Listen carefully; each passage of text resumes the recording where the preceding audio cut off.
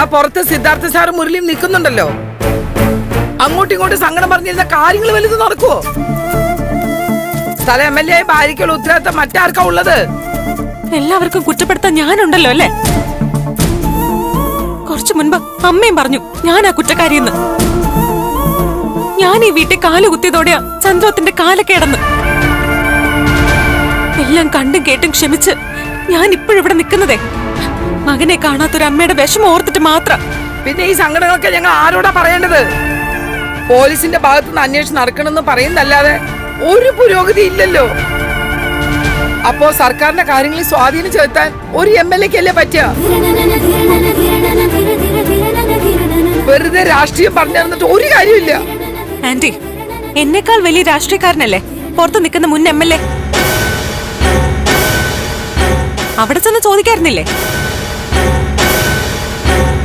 മുഖ്യമന്ത്രിയെ കാണാൻ പറ്റാത്തതിന്റെയും കാര്യങ്ങൾ നടത്താൻ കഴിയാത്തതിന്റെയൊക്കെ ഉത്തരം അച്ഛൻ പറയും. ചെന്ന് ചോദിക്കേ. ഞാൻ ആരോട് എന്ത് ചോദിക്കണം നീ പറഞ്ഞു തരണ്ട. വേറൊന്നുമല്ല, പേടിയാ. ആന്റിയെ ഇതുപോലെ വർത്താനം പറഞ്ഞ് അച്ഛന്റെ അടുത്തോട്ട് ചെന്നാലേ നല്ലത് കിട്ടൂന്നറിയാം.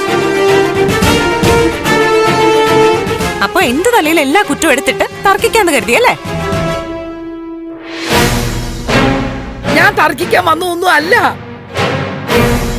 ചോദിക്കേണ്ട കാര്യങ്ങൾ ആരോടാണെങ്കിലും ഞാൻ ചോദിക്കും.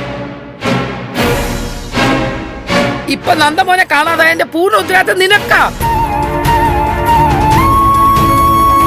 ഇവിടെ നിന്ന് നന്ദമോനെ എസ്തപ്പാന്റെ വീട്ടിലേക്ക് മാറ്റിയതും അത് ഞങ്ങളോട് ആരോടും പറയാതിരുന്നതും വലിയ കേമായിട്ടാണ് ഞങ്ങൾ കണ്ടത്. എന്നിട്ടിപ്പോ അവസാനം എന്തായി? അവൻ ജീവനോട് ഉണ്ടോ ഇല്ലയോന്ന് പോലും അറിയില്ല. ആന്റി മതി, നിർത്ത്. എനിക്ക് ചെയ്യാൻ പറ്റുന്നതൊക്കെ ഞാൻ ചെയ്യുന്നുണ്ട്. നീ എന്ത് ചെയ്യുന്നുണ്ട്?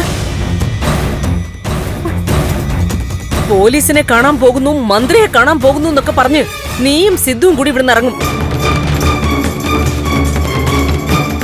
തിരിച്ചു വന്ന് പറയും പോലീസ് ഉഴപ്പുന്നു, മുഖ്യമന്ത്രിയെ കാണാൻ മന്ത്രി സമ്മതിച്ചില്ല എന്നൊക്കെ. നിങ്ങൾ പറയുന്നത് വിശ്വസിക്കല്ലാതെ വേറെ വഴിയില്ലല്ലോ.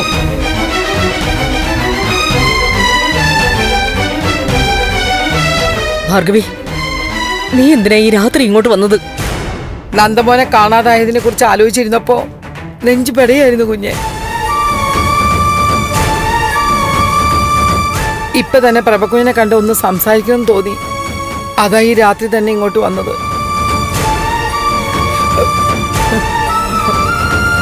ഞങ്ങളുടെയൊക്കെ മനസ്സിന്റെ വേദന നീ ഒന്ന് മനസ്സിലാക്കി ദേവികേ. ആന്റി, എന്റെ ആത്മാർത്ഥതയെ ചോദ്യം ചെയ്ത് ഈ രീതിയിൽ സംസാരിക്കരുത്.